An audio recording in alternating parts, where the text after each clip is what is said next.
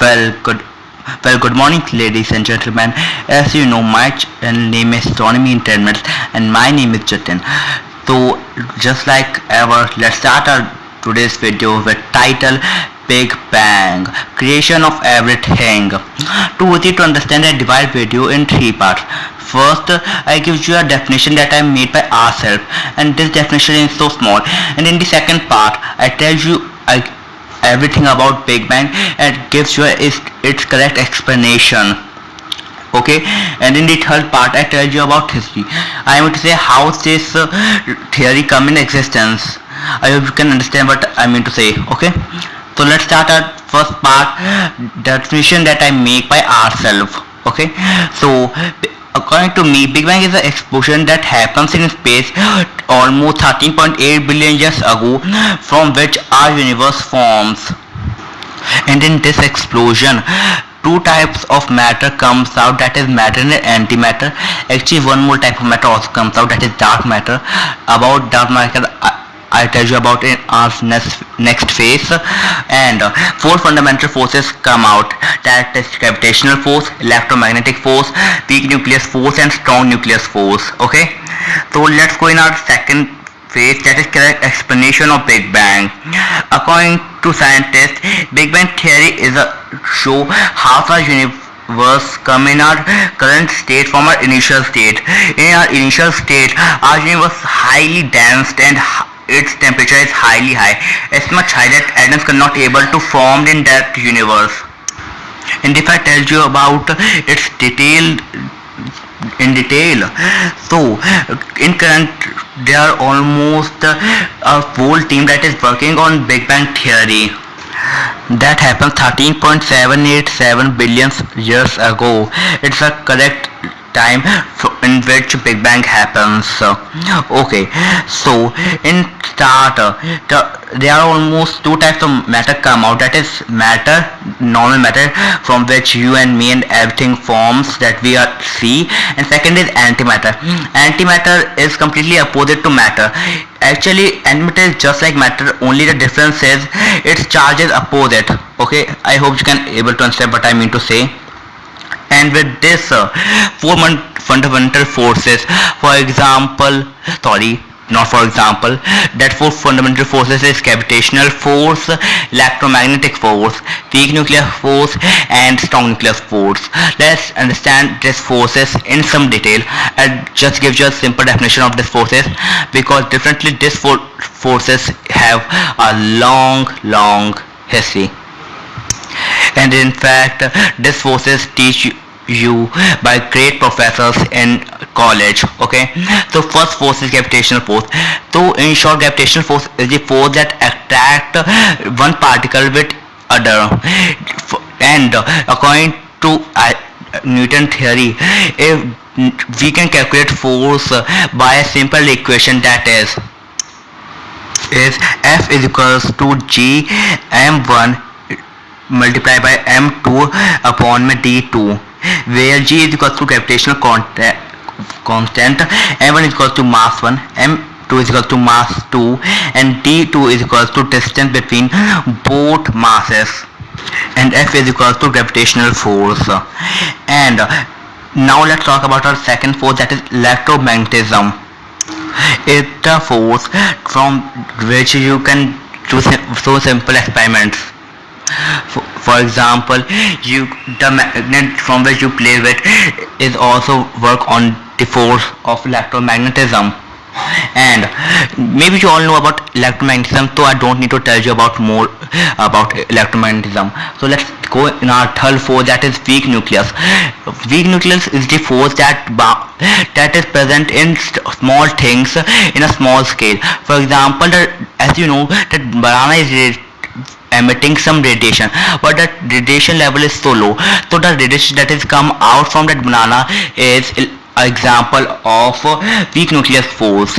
And if I talk about strong nuclear force, so it's created from so big masses and so big objects on so big scale. For example, the burning of our sun is also an example of strong nuclear force. As I tell you, now tell you about dark energy and dark matter. So first let's talk about what is dark matter. So dark matter is the thing that comes out from singularity with our matter.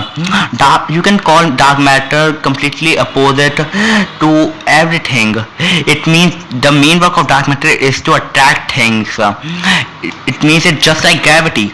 It's like to attract things, and it's proved that dark matter exists, and our most of the universe mass is made from dark matter. We cannot able to see dark matter, but our universe 70% of mass is dark matter. So from this, I definitely don't think that I need to tell you about more about dark matter. So let's talk about dark energy. So dark energy is also an force that is present in our universe, and its main work is to oppose dark matter. It means if dark matter work is to take things close, so dark energy was is to take things far from each other, and for now dark energy is doing this thing. For now most of the universe is made from dark energy, and maybe you hear that our universe is expanding more than the speed of light, so it's dark energy that is doing this work, really. So let's talk about CMBR, that is cosmic microwave background radiation. Maybe you hear about different rays, for example gamma rays, beta waves and alpha waves, but in starting our universe is only made from gamma waves, and as you know gamma waves comes in the last in Vibgord, so it means it's the densest ray, and in starting when our universe is so hot only gamma rays exist in this universe. Then our universe start expanding, and then gamma rays start taking our lower forms, for example alpha waves and beta waves, and it is CMBR. We are able to measure universe with CMBR. For now scientists also developed some other options to measure universe, for example cosmic ladder technique, but the most efficient is CMBR. Okay, so now our correct explanation part is over. Now let's go in our history part. So this theory is first given by an English astronomer Fred Hoyle, that I already tell you before, and then a Vasto Slipler named person start working on this theory, and then it's the first person that see first Doppler shift in a spiral nebula, that actually spiral galaxy is called spiral nebula. Okay, so when Vasto Slipler see redshift in a spiral galaxy, so they understand that definitely something is wrong and Big Bang theory is correct. But the most important person in all of this history is Edwin Hubble, because it's a person that proved that our universe is expanding, and when anything expands, when it's create. Okay, so it's the correct answer how scientists understand that how our universe formed, that is Big Bang. Okay, so maybe now understand what is what I mean to say. Okay, so if you seen my video for as much time, I have one more bonus phase for you, that is danger that Big Bang is facing now, that is evil axis of universe. If you ever see CMBR image, so definitely see a line between CMBR image, it is evil axis.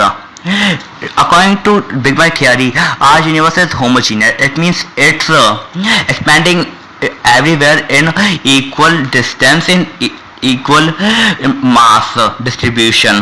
But if this evil axis theory is correct, so it means our universe is heterogeneous, and if it is correct, then Big Bang theory is wrong. It means our whole astronomy that we ever learn or ever we observe is wrong, because our most of the theories start with Big Bang, and if we cannot able to find anything answer, we can connect or relate it with Big Bang theory.